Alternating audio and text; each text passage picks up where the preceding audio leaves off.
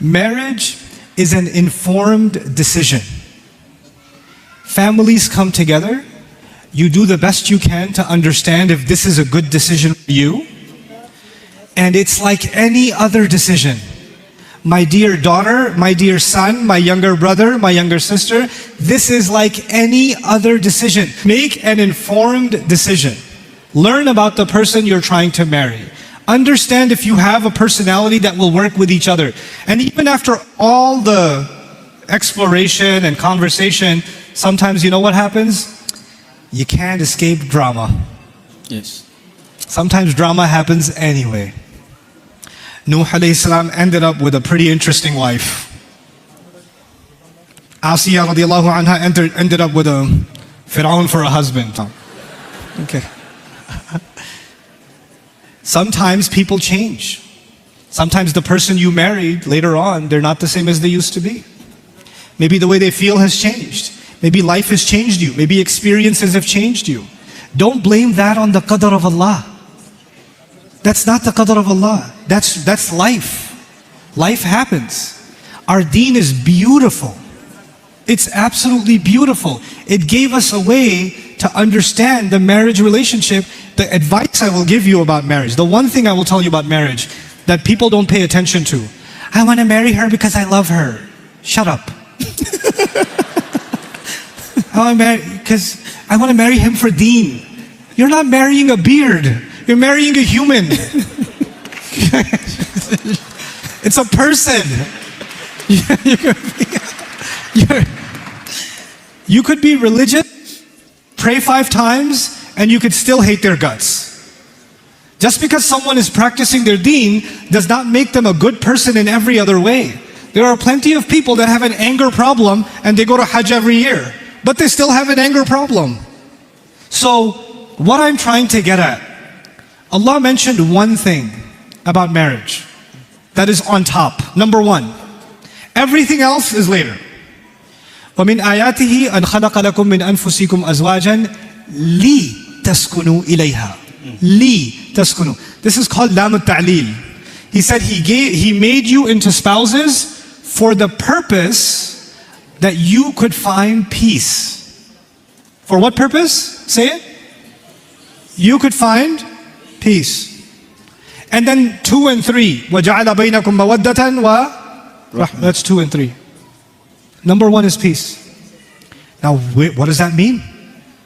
That means when you love someone, but sometimes you can love someone without respecting them.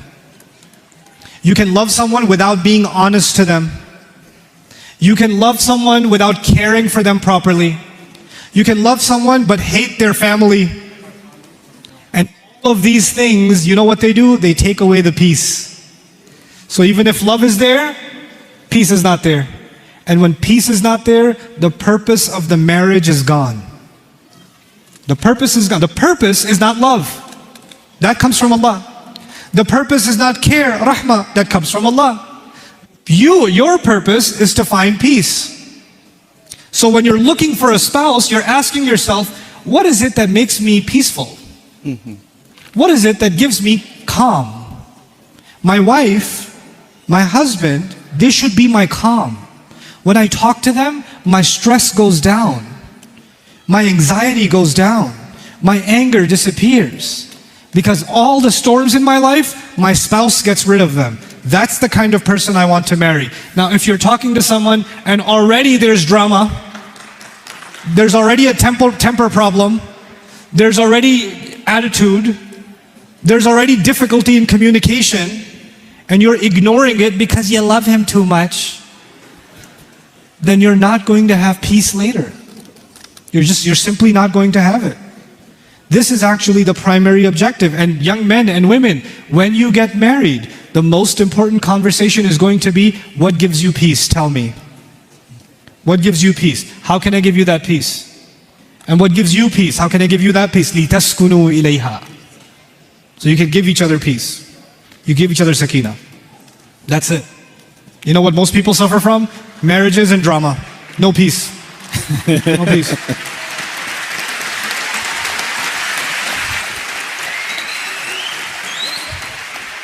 Young men, University students, right? Stay out of trouble. Stay in good company. Stay purposeful. Young women, when you're learning in university and college, stop having anxiety. Who's going to marry me? When am I going to get married? When is the qadr of Allah going to come? Stop. Just do your homework. Stop.